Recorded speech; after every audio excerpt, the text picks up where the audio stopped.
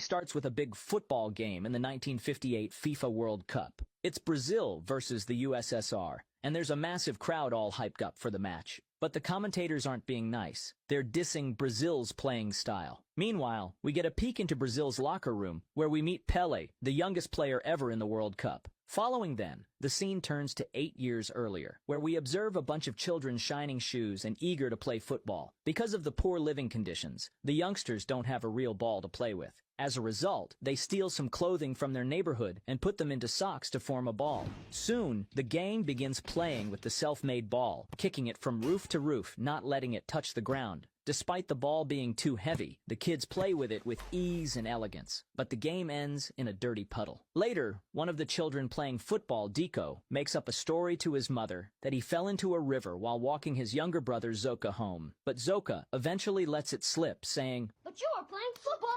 The mother is against them playing football, so as a punishment, she forbids them from listening to the World Cup. In the next scene, Deco's father and some other men are at a bar, listening to the football game on the radio. It's the final match of the 1950 FIFA World Cup between Brazil and Uruguay, and everyone's really hoping Brazil will win. The kids can also be seen on the broken roof of the bar, trying to catch updates on the game. But things take a sad turn when Brazil loses, and Deco's father starts crying. As he leaves the bar, he runs into Deco, who sees his dad upset and promises to win the World Cup someday to make him proud. "I'll win a World Cup for Brazil I promise."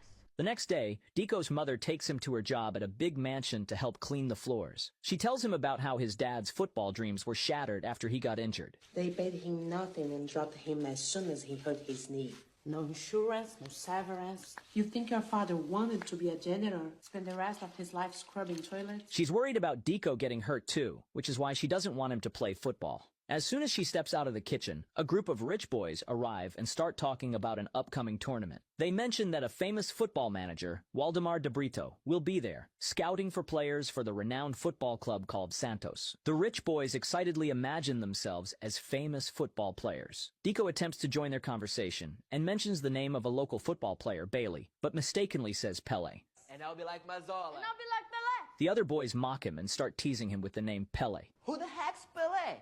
Goalkeeper for Vasco.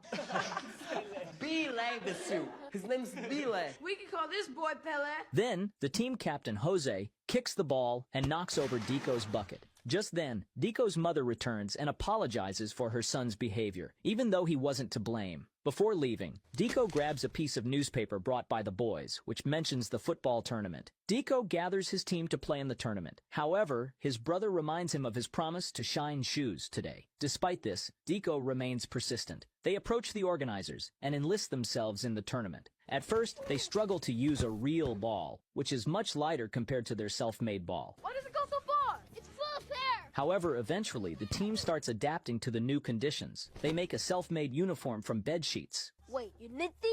Well, so technically. Despite they look poor and have no proper football kit, Deco and his friends showcase remarkable skills that outshine almost every other team in the tournament. They advance to the finals, where they face the same group of boys who previously mocked Deco at his mother's workplace. These boys are older and better equipped, taunting Deco's team with the nickname the Shoeless Ones. Team number 7. Hey, they are called the shoeless ones. Since they're playing without proper football boots. This insult prompts Deco's team to make acquiring boots their top priority for the next game. To fund their plan, the group decides to steal peanuts to sell for money to buy second-hand boots. However, their scheme is almost foiled when Mover spots them in the act and gives chase. Despite the close call, Deco and his friends manage to escape. After roasting the peanuts, they reach the market. To attract more customers, they offer free shoe shines for buying 2 packages of peanuts. While the group is selling the peanuts to the public, the finalist group of boys arrives and starts insulting them again. They mock everyone on Deco's team. "Hey, Pele, how much for a shine?"